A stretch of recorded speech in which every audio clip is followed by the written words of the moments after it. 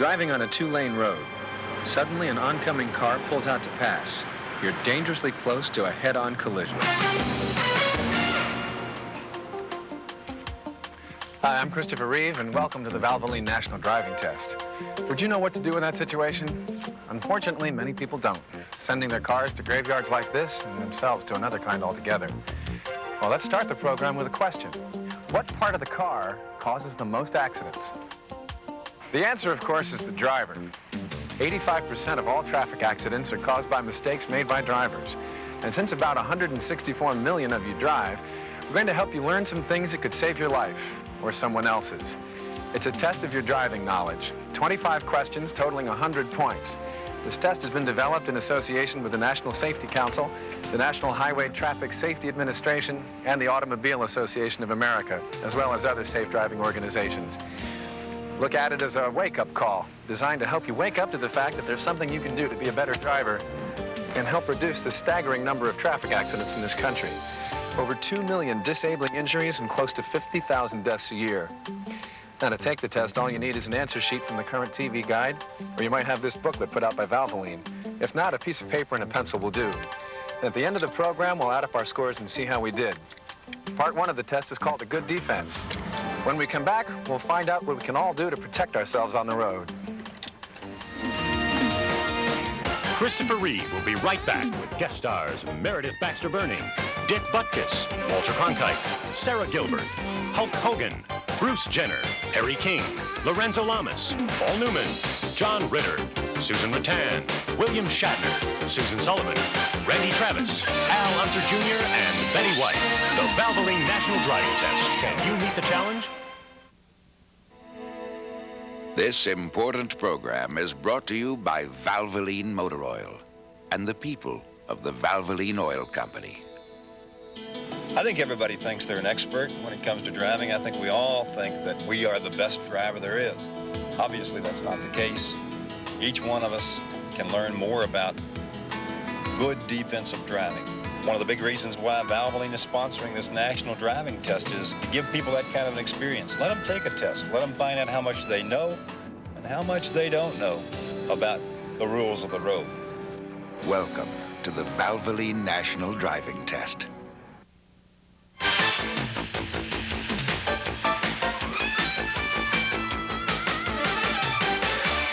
No matter which way you find yourself headed, a good defense is your best protection.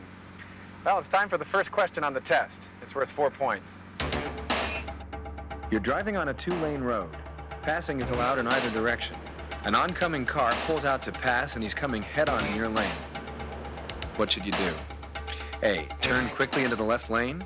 B, slow down and move to the right. C, stay in your lane and maintain your speed. D, stop immediately in your lane. Once again, the oncoming car is heading right for you. What should you do?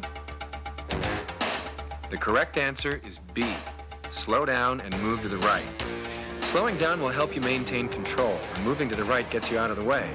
Do these at the same time and be prepared to keep moving to the right, even if you have to drive off the road completely to avoid a collision. Okay, next question, number 2. You're driving a car, approaching a blind intersection where there are no stop signs or signals. Suddenly, a car appears from the cross street. You strike it broadside. How could you have avoided this? A, turn sharply to the left. B, sounded your horn as you approached the intersection. C, braked and then kept your foot over the brake pedal as you approached the intersection. Or D, there was nothing you could have done about it. The correct answer is C, braked and then kept your foot over the brake pedal as you approached the intersection. If you're coming up to an uncontrolled intersection, that is one with no stop signs, traffic signals, or police controlling traffic, you need to be especially careful. Slow down by braking slightly and then keep your foot just above the brake pedal. This covering your brake allows you to react much faster. For example, if you're traveling at 30 miles an hour, you can stop 20 to 25 feet earlier than if you still had your foot on the gas. And that movement could mean the difference between life and death. So if you answered correctly, answer C, you give yourself another 4 points. I'm John Ritter. What's missing in this picture? What's missing is the best defense any driver or passenger could have, safety belts. Here's a frightening statistic. Did you know that the #1 killer of Americans age 1 to 40 is auto crashes? Well, if that doesn't scare you, how about this? Most of those killed in crashes were not wearing safety belts, and those not wearing belts are twice as likely to be injured critically. Safety belts save lives, and if you don't believe me, the next time you look at this picture, what might be missing is you.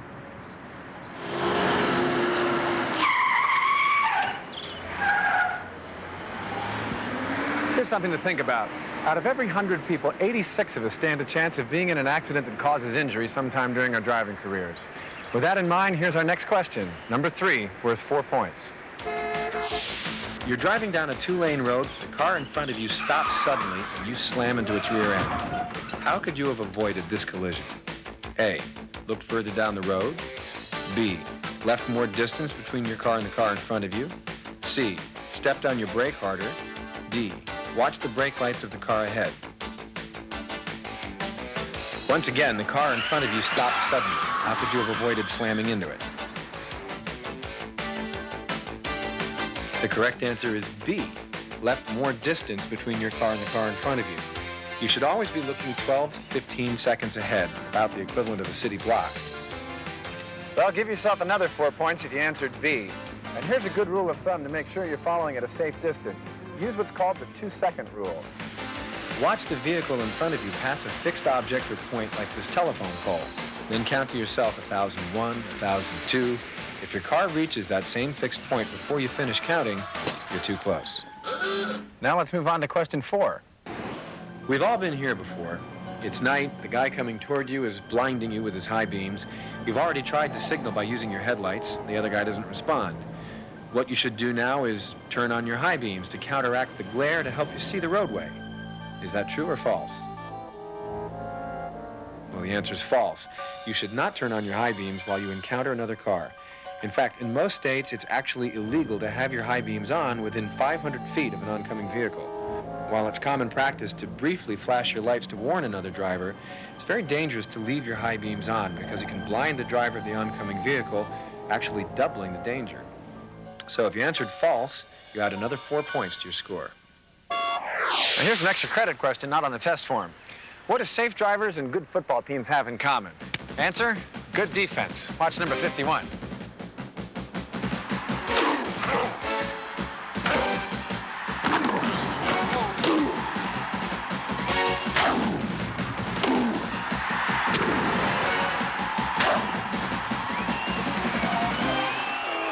Hi, I'm Dick Butkus. As a former football player, I know the importance of a good defense. Don't ever try that at home or on the road. Look at it this way. The highway is one place you don't want to sack or be sacked by somebody. Out there, you're the only guy on your team and everybody else is out to get you. For instance, car A might be making a right turn from the left lane, or car B might be running a red light, or car C might be cutting you off in your lane, or cars D, E, F, G, and H might have bad brakes, bad steering, bad karma, or a bad driver having a bad day. And they're all out to get you in this car. So be alert, watch their every move, and anticipate what they're going to do. That way, when cars A, B, C, D, E, F, G, and H do this, you can do this. Good defense makes good sense. Saves a heck of a lot on markers, too. Okay, now it's time for the last question, number 5, in the good defense portion of the driving test. It's another true or false question, and it's worth 4 points. You're driving on a multi-lane highway, and the car that is overtaking you appears to be out of control, weaving from side to side. The best course of action is to stay in your lane and maintain your speed. True or false? The answer is false. The correct response is, if safe, get into another lane, or even pull off the road and stop. You want to get as far away as you can get from a weaving driver. There are lots of warning signs to watch out for on the road. I'm William Shatner, and perhaps the most important warning signs are the ones given by impaired drivers. They're the ones going over or under the speed limit, or the ones straddling the lane markings, or stopping too far behind the stoplight. They might have the windshield wipers on when it's not raining, or their windows down in the freezing cold. They're loaded with warning signs. Unfortunately, they're usually loaded too. Steer clear of them. By the way, 11 states have hotlines so you can report impaired or drunk drivers. And even if your state doesn't, you can always dial the local police or 911. Okay, well, if you got all 5 questions right in the good defense section, you're cruising along with 20 points. Coming up next, rules of the road. There's a motor oil that talks about quality. Always has, always will. Well, Valvoline makes the highest quality motor oil recommended by any automobile manufacturer.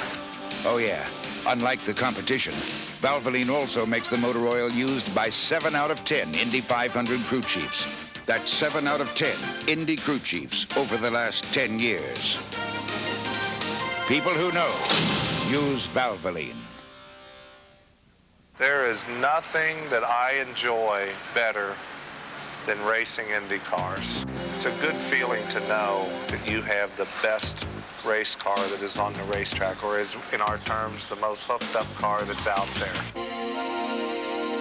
The oil temperature coming out of the engine before it gets to the oil cooler is probably somewhere close to 300 degrees Fahrenheit.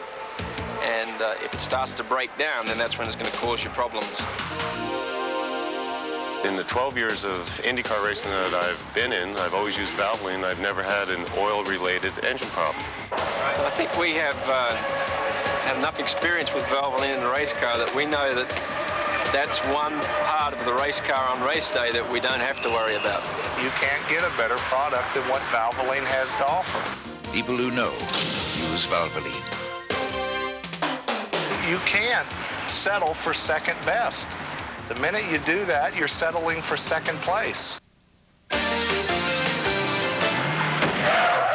back to the Valvoline National Driving Test, starring Christopher Reeve.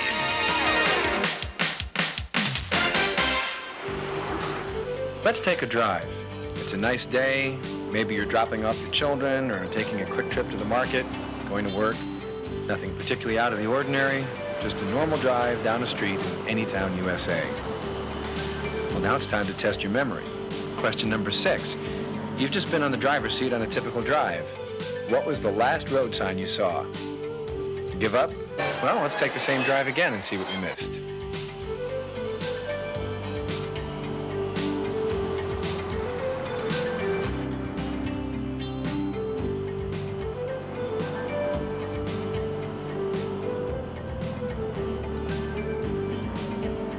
The last road sign was a symbol for school crossing. If you missed that question, you weren't alone. We asked some people who are actually driving that same route to tell us the last road sign they saw, and here's what they said. Stop sign. Stop sign? The last one I noticed was the stop sign. The one that goes straight and 2 curves, you know. I couldn't tell you. I don't remember. A pedestrian crossing? 80% of all the drivers could not tell us the road sign. Question number 7, worth a half a point each. Identify and define these 8 signs or signals. Watch carefully now. Here we go. Sign number 1. Here's sign number 2. Sign number 3. Now sign number 4. Sign number 5. Here's sign 6. Sign number 7. And the final sign, number 8. Got them all? Let's go back and see how we did. Remember, you had to do more than just name the sign. You had to know what it means, too. Sign number 1, slippery when wet. That's self-explanatory. Sign number 2, red light, green arrow. This means that all traffic going in the direction of the arrow may proceed. All other traffic has to stop. Sign number 3, no U-turn. We called them U's when I was growing up. No U-turn means no 180-degree turns. Sign number 4, road narrows. This means that the road might become significantly narrower ahead. Sign number 5, merge. This means you have to blend in with the existing traffic. Sign number 6, flashing red light. Probably the most missed symbol of all. It means come to a complete stop. And then, when safe, proceed. Think of it as a stop sign. Sign number 7, wrong way. It means wrong way. Don't enter. Traffic will be coming against you. Sign number 8, workers ahead. This is very important. It indicates construction workers will soon be in or alongside the upcoming stretch of road. Hi, I'm Randy Travis. Remember, give yourself a half point for each sign you identify correctly. Now, I spend a lot of time out on the road between performances, so I get to see a lot of people out there working on the road. And I tell you, it can be a pretty dangerous thing. That's why many states have started a campaign called Give 'em a Break. If you're coming up to a road crew, slow down. Watch out for the workers. Remember, give them a break, and you give yourself a break, too. Okay, time for question number 8 on the driving test. The lane on my left is marked on each side by a solid and broken yellow line. What's this lane for? A, passing other cars. B, left turns. C, driving around to avoid congestion. D, momentary stopping. The correct answer is B. A lane marked on each side by a solid and broken yellow line is used for beginning or ending left turns. Don't use it for anything other than preparing to make or complete the turn. In some states, U-turns are allowed from this lane, so check with your state to be sure. The question is worth 4 points. Hi, I'm Sarah Gilbert from Roseanne. For those of you who've watched the show, you know how hard my parents work. So they don't have a lot of time to drive me to school, which is why I spend a lot of time on the school bus. They always tell me to be careful getting on or off. Well, we want you to be careful too. That's what this next question, number 9, is all about. You're on the street approaching a school bus with its red lights flashing. What do? A, come to a complete stop, then continue carefully. B, come to a stop and wait to move until the lights are no longer flashing and the bus is moving. C, slow down and pass the bus carefully. Or D, come to a complete stop only if you see kids around. The correct answer is B. Flashing red lights on a school bus means come to a stop and wait to move until the lights are no longer flashing and the bus is actually moving. There may be kids you can't see getting on or off the bus. Remember, in most states, you don't have to stop if you're driving on the opposite side of a divided roadway. But no matter where you are, be careful. If you got that one right, answer B, you give yourself another 4 points. Now, question number 10 has 4 parts, and they're worth 1 point each. And these questions concern right-of-way, or who should yield in certain situations. The law never actually gives anyone the right-of-way, but it does indicate who should yield or give way when vehicles encounter one another. Here's the first situation. There's a 4-way stop intersection, and cars A and B arrive at the same time. Who should yield? The answer, car A should yield to car B. Whoever arrives at the intersection first has the right of way. But when cars arrive at the same time, the car on the left should yield to the car on the right. In the next situation, 2 cars are facing each other, both turning onto the same street. Who should yield the right of way? The answer is car A should yield. A car making a left turn should yield to all oncoming traffic. Example C, a car approaches an unregulated intersection where a pedestrian starts to cross. There's no marked crosswalk. Who should yield? The car should yield to the pedestrian at any intersection, even if there is no marked crosswalk. And the last example, a car is about to make a right-hand turn from a driveway as car B approaches in that same lane. Who should yield? The answer is car A should yield. Cars entering a roadway should always yield to those already on the road. And remember, those are worth a point each. Yo, maniacs! I'm Hulk Hogan, and I yield to nobody. And when I'm wrestling in the ring, I yield to nobody. But when I'm on the road, I always yield to an emergency vehicle with its lights flashing and siren going.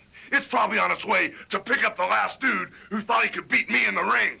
And take it from me, when I'm on the road, I never insist on the right-of-way. I can handle a 300-pound wrestler, but I'm no match for a 3,000-pound car, and neither are you.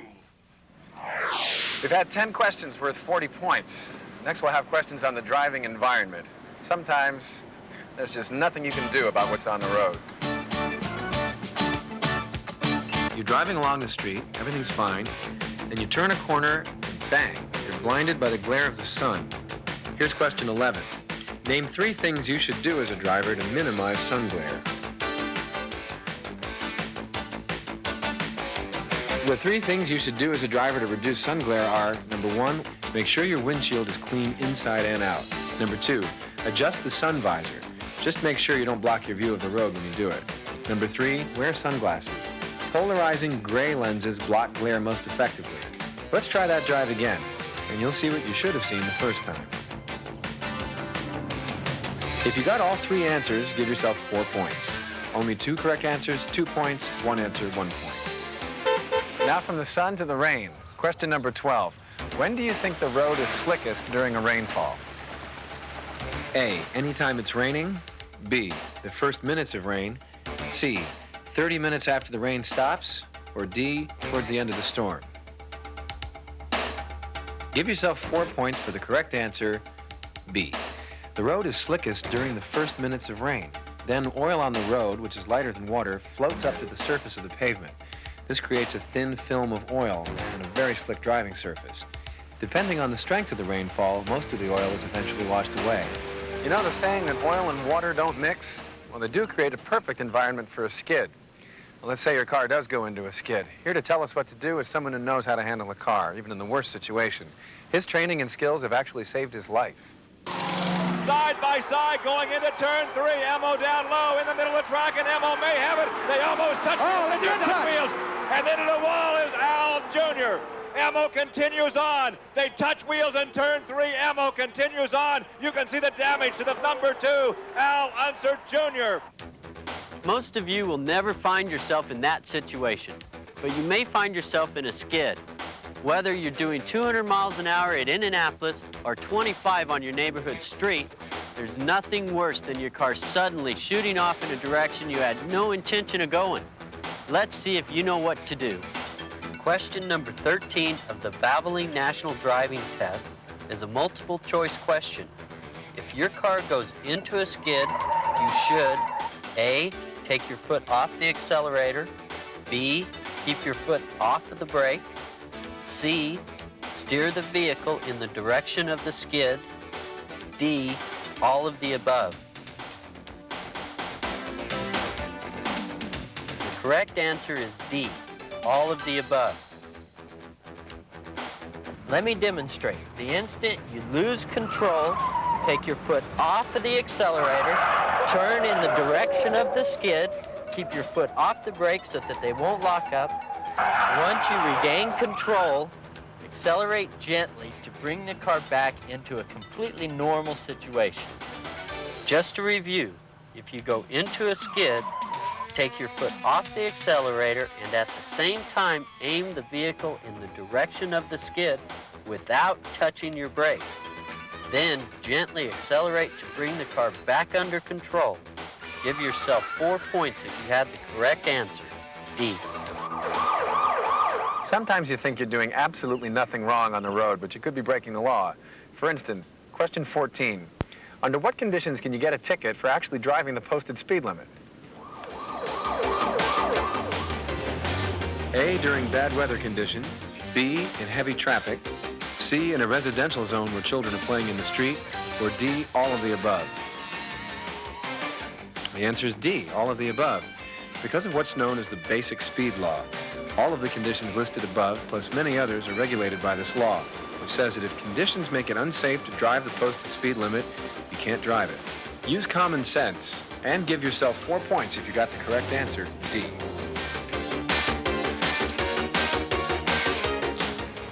Hi, I'm Susan Sullivan. Excuse me, I'm just finishing my lunch. I didn't have time between appointments. Uh-oh. I think I passed the block I'm looking for. No, I'm really not good with maps. Obviously not written for anybody on planet Earth. No, I'm okay. 17 block. Oh, tell you, driving makes me thirsty. I don't know about you. Oh, great, I smeared my lipstick. Hold on a second, okay? Oh, forget about hours. There's just not enough minutes in the day. Whoops. Hi. No, I'm on my way. Yeah, I know I'm late. Well, I'll be there when I get there. No, actually, I'm doing a driving test. Uh-huh. Yeah, showing people what they shouldn't be doing when driving. Right. Well, as you can see, I am not driving this car. And if I was, I'll tell you, I wouldn't be doing any of the things you just saw me doing. Distractions like eating, drinking, reading, talking on the phone can take your attention when you need it most. Driving's not a part-time job. It's a full-time experience. Time now for the last question in the driving environment portion of the test. Number 15, it's a true or false question. When driving in fog, you should always use your high beams. Is that true or false? Add 4 points if you answered false. You should always use your low beams in fog. Most people miss this question. You'd naturally think that the more light you have, the better you can see. But the moisture in the fog reflects the light right back to you. Well, we're over halfway through the test. And at this point, if you've answered everything correctly, you should have a total of 60 points for the first 15 questions. Coming up next, we're going to look at some of the unexpected things that might happen when you're out on the road and what you can do about them.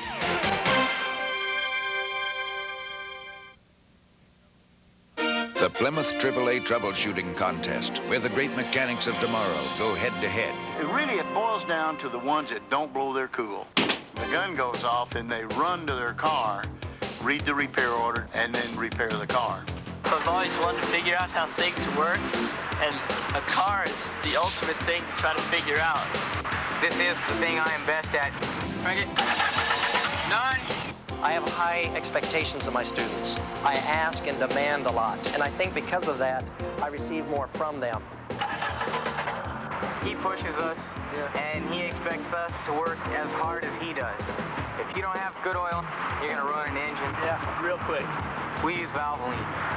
That's all I've ever seen in the shop there. It's Valvoline.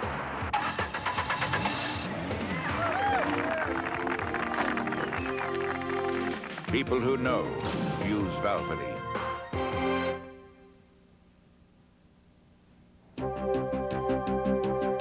There's a motor oil that advertises world-class protection. Impressive. But Valvoline is recommended by name in the owner's manuals of these world-class cars. The other motor oil is not. Whatever you drive, Valvoline makes the highest quality motor oil recommended by any car manufacturer.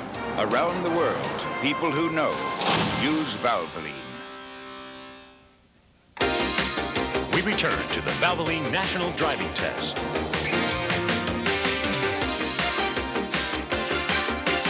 You never know what you're going to run into on the highway. That's why we call our next section the unexpected. Welcome back to the Valvoline National Driving Test. The next 3 questions will test your skills in some tense situations. Hi, I'm Lorenzo Lamas. As a professional race driver, I know it's often the everyday driving that gets you into some real nail-biting situations. This section is designed to help show you what to expect when you face the unexpected. This is question number 16, and it's worth 4 points. You're driving on a downhill slope approaching a stop sign. When you step on the brakes, they fail. What's the first thing you should do? A, shift your car into a lower gear. B, apply the emergency brake. C, pump your brake pedal and try to build pressure. D, if possible, steer off the road to the right to a clear area. What is the first thing you should do? The correct answer is C. If your brakes fail, pump your brake pedal to try to build up pressure. That is the first course of action you should try because there still may be enough pressure. If that doesn't work, then shift into a lower gear so the engine will help you stop. The parking brake is for the final part of the stop, so apply it slowly so the brakes won't lock. Now here's question number 17. You're driving 45 miles an hour on a roadway and suddenly your right wheels drop off the edge of the pavement. What should you do? A, slow gradually before turning back onto the pavement. B, turn back onto the pavement at once. C, drive onto the shoulder and stop. D, steer straight ahead and speed up to gain maximum control of your vehicle. The correct answer is A. Slow gradually before turning back onto the pavement. Keep a firm grip on the steering wheel. When it's safe and your speed is under control, turn the wheel quickly about a quarter turn to the left. Give yourself 4 points if you answered correctly. Question number 18 is the last question in the Tales of the Unexpected, and it's a real white knuckler. While driving down the street, you take your foot off the accelerator to brake and find your accelerator is stuck. After tapping the gas pedal and trying to free it, now pay attention, here's a twist. Which of the following should you never do? A, turn off your ignition. B, immediately put your car in neutral and brake. C, reach down and try to pull the gas pedal up with your hand. D, none of the above. The correct answer is C. Never try to pull the gas pedal up with your hand. This is a very dangerous action because no matter how quickly you think it can be done, your vision of the roadway is blocked. If tapping the accelerator with your foot doesn't work, shift your car into neutral and apply the brakes. Drive off the road if possible, or as far to the right side as you can. Take care if you turn off your ignition that you don't turn the key so far that it locks the steering wheel. Give yourself another 4 points if you chose the correct answer, C. Well, after 18 questions, the total number of points you could have scored or should have scored is 72.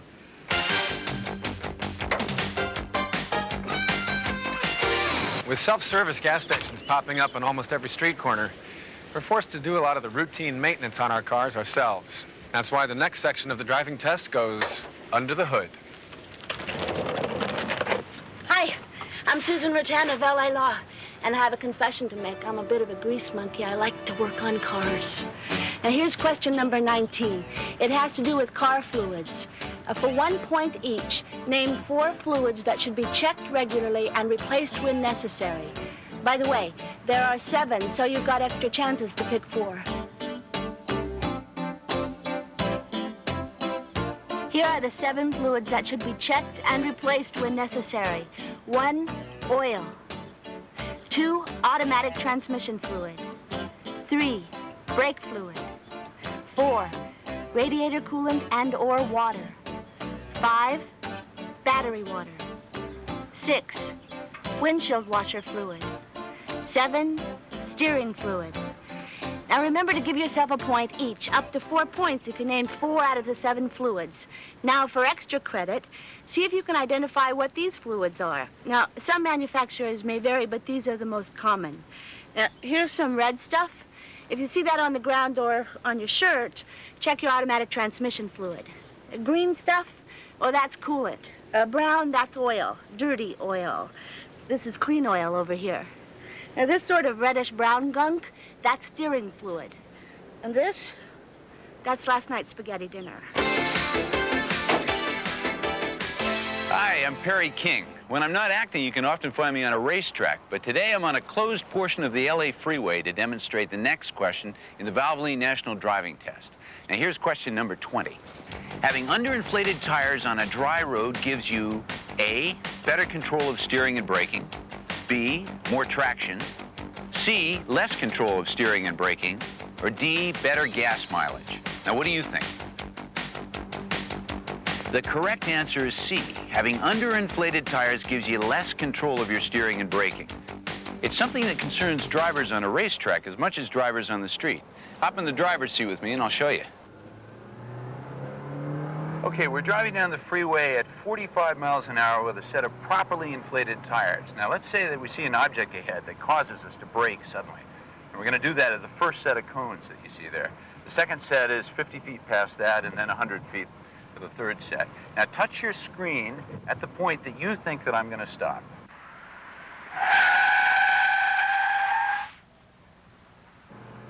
Okay, we're rolling down the freeway at 45 miles an hour, but this time with a set of underinflated tires. We placed a dummy in the road to mark the spot where I stopped before. Again, touch your screen at the point that you think that I'm going to stop. From the time I began braking, it took an extra car length to completely stop the car, and one possible fatality. Remember, underinflated tires give you much less control in braking and steering your car. So give yourself 4 points if you answer correctly with C. Oh, one other tire tip. Don't forget the importance of proper tire tread. Now, the tread is the part of the tire that makes contact with the road. To make sure you have the proper tread, here's a real easy test. Now, you stick a penny in the groove head first. If the tread doesn't cover at least part of Lincoln's head, you're riding on dangerous tires, and that could prevent you from stopping in time or cause you to skid. Use a penny, Stop on a dime. Next is one of the most important life-saving sections of the test. But first, a fact. There's 34 states and the District of Columbia that have mandatory safety belt laws, which means before you even put the key in the ignition, you have to buckle up. Question 21 is all about safety belts. There's 4 parts, worth a point each. Here's the first. Wearing safety belts give you a greater chance of escaping a burning or submerged vehicle. True or false? For 1 point, the answer is true. A safety belt will increase your chances of being conscious and in position to either get out of the car or control it. If you don't think safety belts are important, watch this. Whoa.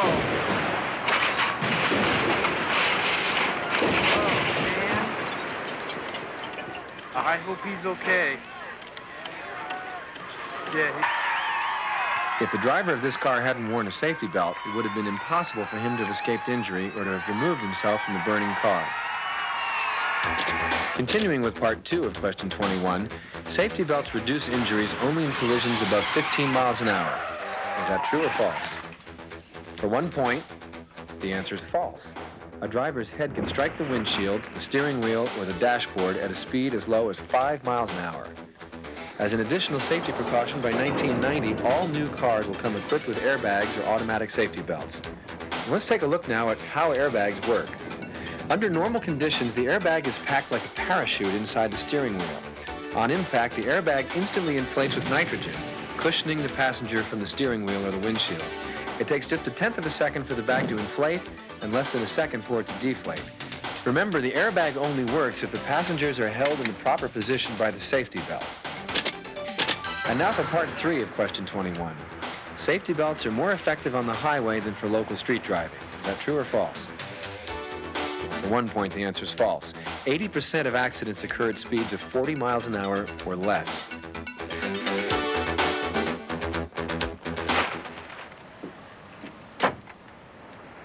I've been wearing seat belts for a long time because I've been driving race cars for a long time. But like many drivers, I've sometimes been guilty of neglecting to buckle up on short trips. Remember, most accidents happen within 25 miles of home. So wear your safety belt going to the shopping center, too. Sometimes those short trips are when you need belts the most. Here's the next generation of drivers. And to make sure he gets his turn, pay attention to part 4 of question 21. Here's Meredith Baxter Burney. Okay, our next question concerns safety belts and children. This is Alexander. He's going to help us.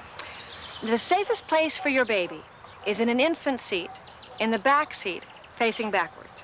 Is that true or false? The answer, true. Give yourself 1 point. Most people think that the baby should be facing forward so you can see what's going on. Well, that's not the case. Place your baby's safety seat in the back seat, facing backwards, and make sure it's properly anchored to the seat with the safety belt. That's for infants. Larger babies or toddlers weighing up to 40 pounds can be buckled into forward-facing toddler seats, like this one. This seat must be secured with a safety belt, too. When a child reaches the point when his head clears the back seat, then you can use the regular safety belts. Just make sure that the shoulder strap doesn't cut into his neck. And make sure that your child and you know how to use safety belts properly. The lap belt should be tied across the hips, never across the stomach. And the shoulder strap should be comfortable, but snug. Never so loose that it would just fall off your shoulder. And remember, for many of the new cars that have the automatic safety belts, you still have to buckle the lap belt to be fully protected. Sheeple, sheeple. Hi, I'm Betty White for the National Driving Test. There's another whole group of passengers that we sometimes forget to think about, and that's our pets. Over 30,000 dogs were killed in car accidents last year. So if you like to take your pet along for the ride, there's some safety tips to remember. First, don't let your pet stay loose in the car. Use a pet carrier. They're inexpensive and they'll save you and your pet a lot of worry. If you have a pickup truck, never let your dog or cat ride in the back. They can fall out if you're just turning a corner or be thrown out by a sudden stop or an accident. Depending on where you live, it may even be against the law. Also, don't let your dog ride with his head sticking out the window. Flying debris can blind an animal or cause eye and ear infections. And never, repeat, never leave your pet in a parked car. Even with the windows down, the interior can get hot enough to cause a heat stroke or even brain damage. Finally, never let your dog get behind the wheel.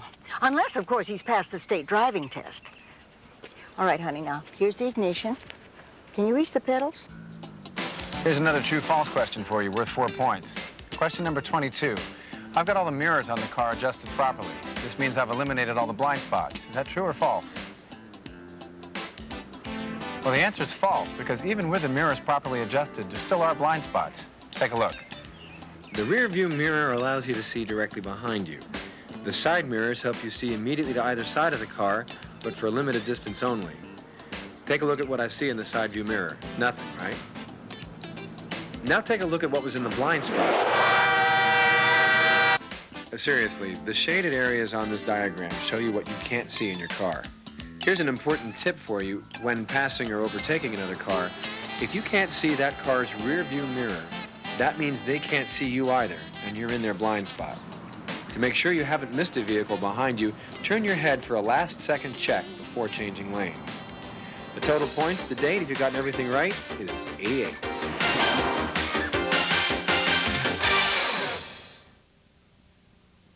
Who uses Valvoline motor oil? People who say yes to high-performance racing but say no to drugs. ICY stands for Inner City Youth Racing. The neighborhood where the kids on my particular team come from could probably walk out of any one of their houses and buy drugs 24 hours a day. I'm a recovering addict, and I wanted to give kids an opportunity to experience something that they would not normally be exposed to. And what we do is they're my pit crew, and we take them all across the country with us. Where I come from is pretty rough. I think if I wasn't able to join the team, I figure I would be a lost case. 'Cause I love working on cars. I want to, grow up to be somebody. I don't want to grow up to be nobody. And that's what we try to teach the kids, that if you stay straight and you go after a goal and you work at it and you're patient, you have to be patient. It doesn't come overnight. You can get what you want. People who know use Valvoline. Who uses Valvoline motor oil? People like champion amateur racer David Tenney. Some people have hobbies. They play a lot of golf. They play a lot of tennis. I play with cars. When it's just right and you're driving right on the edge, that's the best feeling there is. I'm using Valvoline 1030 racing oil. There's a horsepower advantage to be gained by using the lightest weight oil you can get while still giving the engine the protection it needs to run, because I don't like to finish second. People who know use Valvoline.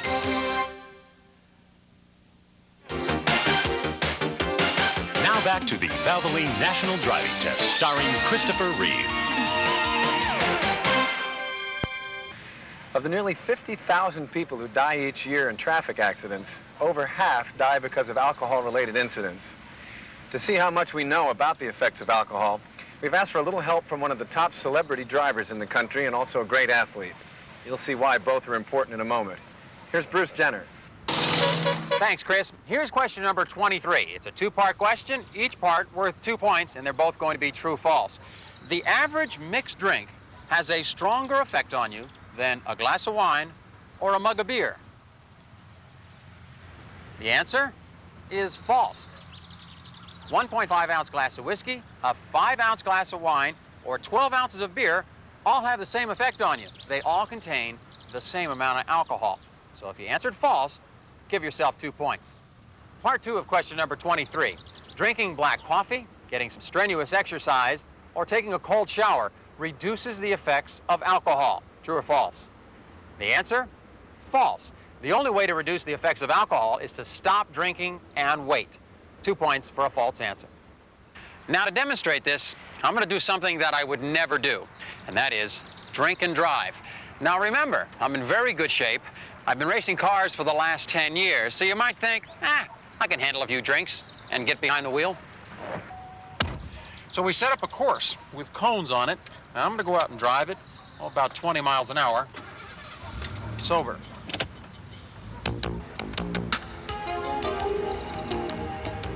Doesn't seem to be too tough. 20 miles an hour is really pretty simple. It has been another hour. I've had 2 more beers. I'm up to 4 beers. My blood alcohol level is 0.050, well below the legal limit for driving. You know, it might be the amount of beer that you might have at a party. I'm going to take the course one more time. I really don't feel like I should be driving right now, but here I go. All right, woo. Here we go. In here. Get a little brake.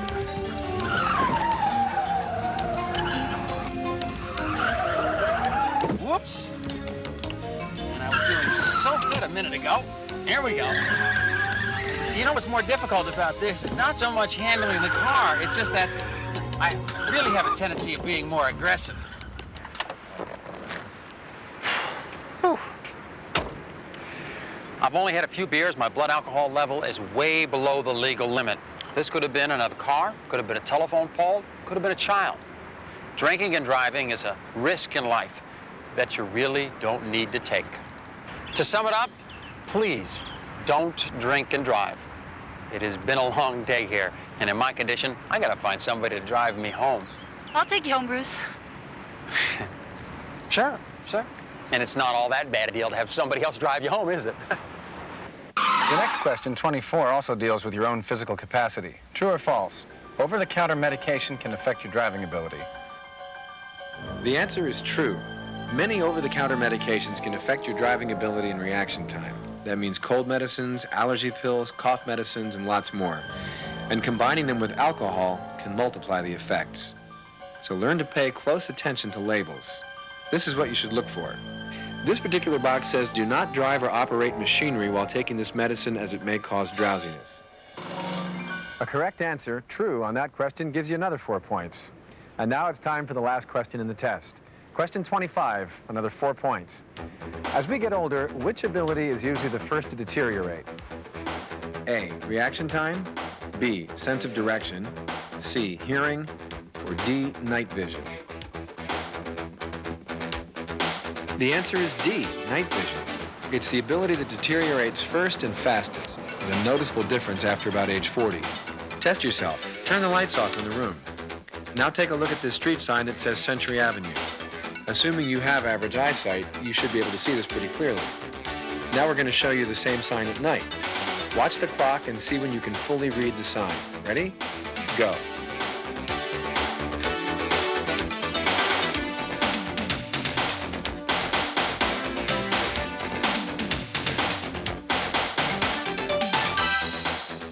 If it took you 2.5 seconds, you have good vision, should be able to safely distinguish things at night. If you couldn't see it after 12 seconds, you shouldn't be driving after dark. Now, let's try this. We're going to show you a scene at night for a short period of time. Tell me how many signs, this type of sign, you can see. How many did you see? The answer's 4. Look again. Here's the scene and here are the signs.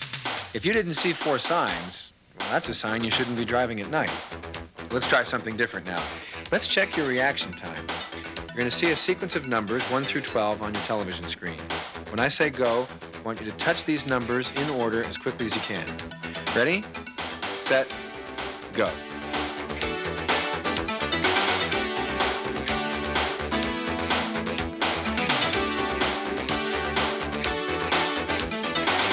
How long did that take you? If your reaction time is excellent, this should have taken you 5 to 7 seconds. If it took you 10 seconds or more, you shouldn't be behind the wheel of a car. I'm Walter Cronkite. Congratulations, you just completed the national driving test. And we thought that the tranquility of the waterfront might be a welcome relief from all the hubbub of the streets and highways, and give us a chance to reflect for a moment on what we've been doing this last hour. The national driving test was designed to involve you, perhaps to entertain you, but certainly to educate all of us about America's most lethal weapon, the automobile. Bad driving kills, and it's not only you. As we've learned in this test, frequently it's the other guy. 24 years ago, I hosted a program that tested our driving knowledge. It made America aware of just how little we really knew. Since that time, the number of cars on the road has doubled, so has the number of drivers, and the risk of accident, injury, and death has risen proportionately. So before you put the key in the ignition switch again, remember the question you missed on this test. They could be the very ones that cost you your life. Chris will be back in a moment with the score.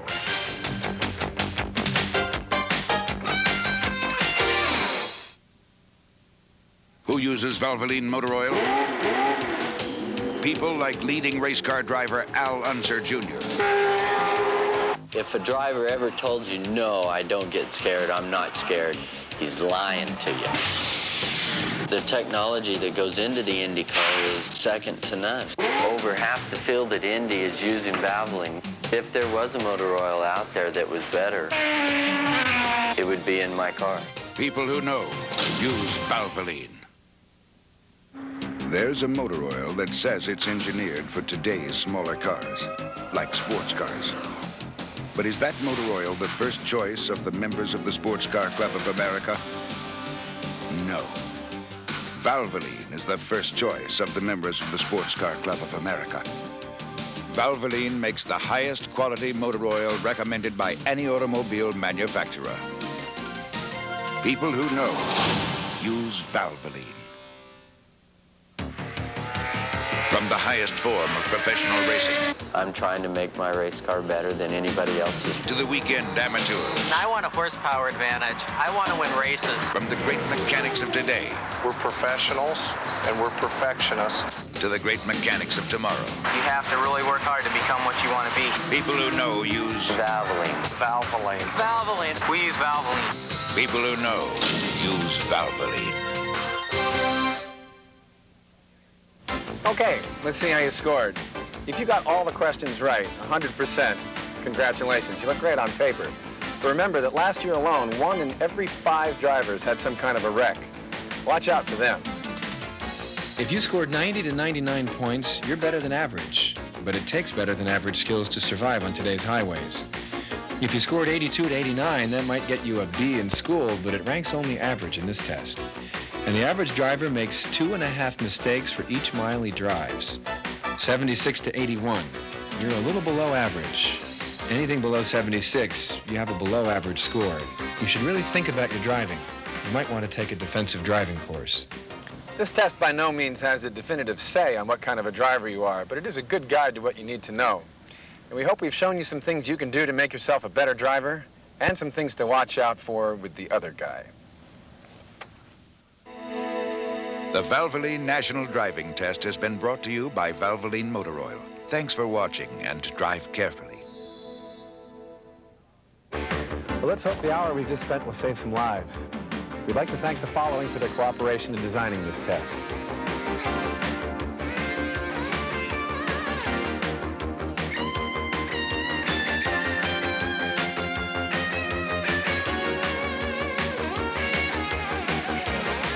Thanks for joining us.